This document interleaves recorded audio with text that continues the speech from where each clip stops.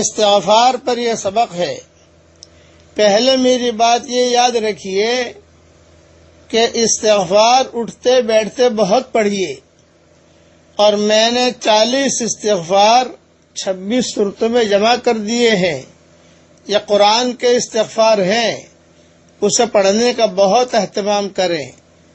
اللہ تعالیٰ قرآن میں فرماتے ہیں، پیارے نبی جی، آپ کے ہوتے ہوئے اللہ کا عذاب امت پر نہیں آئے گا۔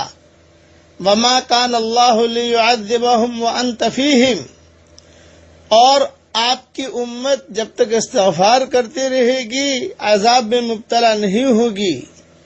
وما کان اللہ لیعذبہم وانت فیہم وما کان اللہ معذبہم وہم یستغفرون۔ یہ استغفار اتنی بڑی چیز ہے۔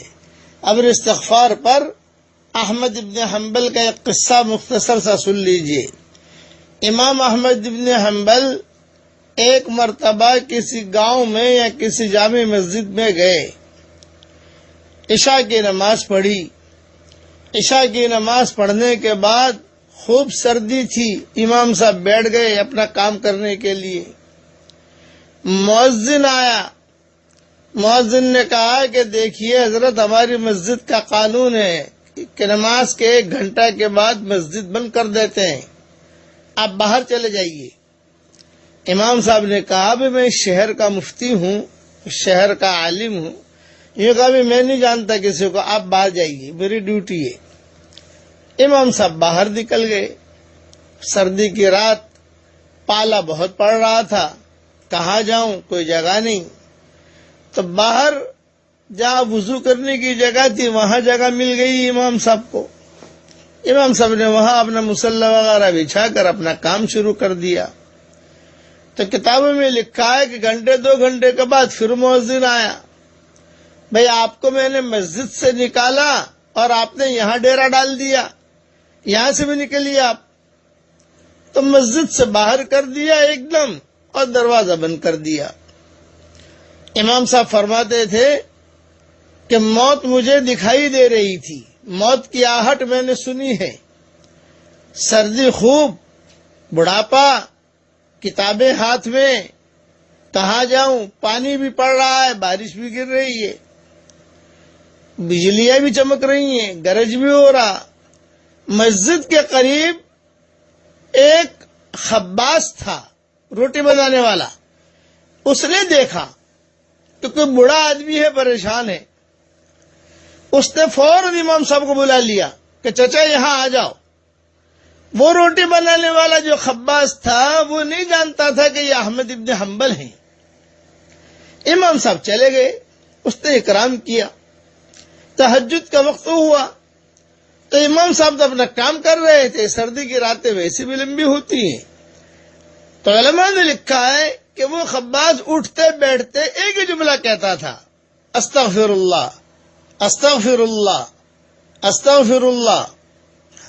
میں آپ کو نصیحت کرتا ہوں کہ آپ اور ہم کہیں اے اللہ معاف کر دے، اے اللہ معاف کر دے، اے اللہ معاف کر دے، اٹھتے بیٹھتے۔ وقت آئے گا، گھڑی آئے گی، اللہ کہہ دیں گے میں نے معاف کر دیا۔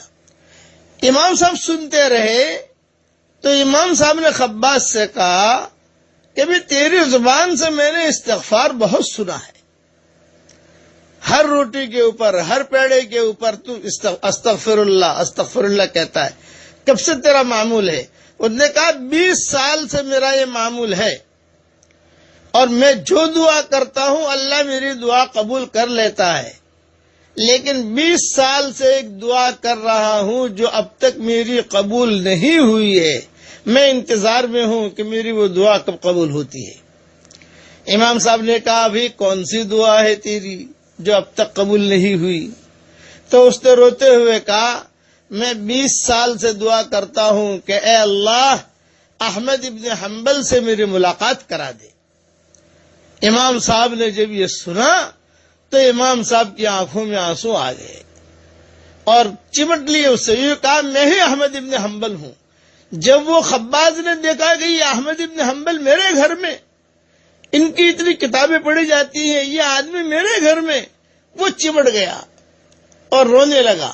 کہا 20 سال کا میرا خواب اب پورا ہوا، امام صاحب نے روتے ہوئے ایک جملہ کہا، یا خباز لأجل استغفارک قد جررت الیک جرا شدیدا، اے خباز تیرے استغفار کی وجہ سے تیری طرف دھکے مار مار کے پہنچایا گیا ہوں۔